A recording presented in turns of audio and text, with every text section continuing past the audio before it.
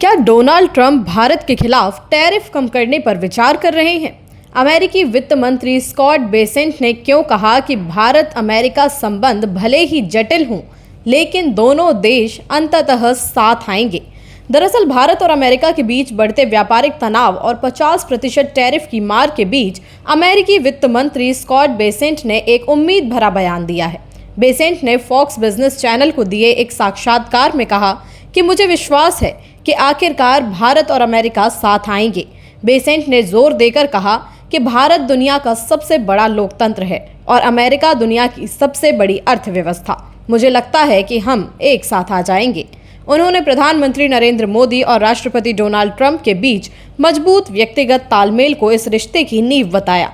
आपको बता दें कि 2019 में ह्यूस्टन के हाउडी मोदी कार्यक्रम में पीएम मोदी ने ट्रंप को सच्चा दोस्त बताया था और अब की बार ट्रंप सरकार का नारा भी दिया था।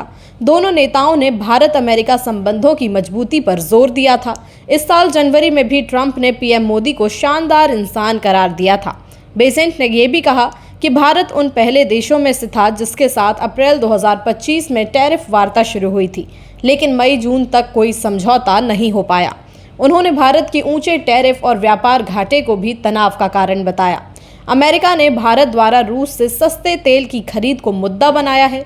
2024 तक भारत का 35 से 40% तेल आयात रूस से होने लगा, जो 2021 में मात्र 3% था। बेसेंट ने इसे मुनाफाखोरी करार दिया, जबकि भारत का कहना है कि वो अपने नागरिकों को बढ़ती लागत से बचाने के लिए सस्ता तेल खरीद रहा है।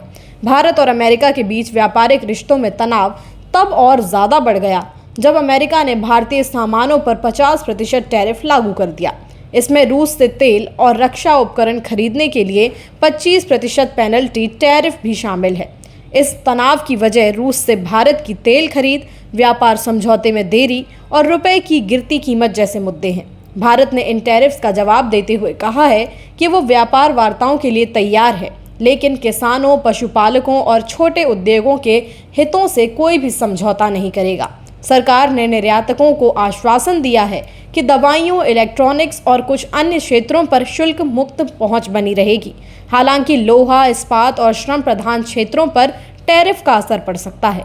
बेसेंट ने यूरोपीय देशों पर भी निशाना साधा और कहा कि वे रूसी तेल से बने उत्पाद खरीद रहे हैं, लेकिन भारत को टैरिफ की धमकी नहीं दे रहे। रुपए से व्यापार की संभावना में खारिज करते हुए उन्होंने कहा कि मुझे कई चीज़ों की चिंता है, लेकिन रुपए का वैश्विक रिजर्व मुद्रा बनना उनमें से एक नहीं है। तो क्या बेसेंट का ये बयान भारत अमेरिका संबंधों में नई उम्मीद जगा पाएगा या टैरिफ की ये जंग और गहरी होगी? ट्रंप और मोदी के बीच व्यक्तिगत तालमेल और रणनीतिक संबंध इस रिश्ते को कितना बचा पाएंगे, ये तो बाद में पता चलेगा। आपकी जो भी राय हो इस मामले में हमें कमेंट करके बताइएगा। वीडियो पसंद आया हो तो लाइक और शेयर करें। अगर आप चैनल पर नए हैं तो सब्सक्राइब करें।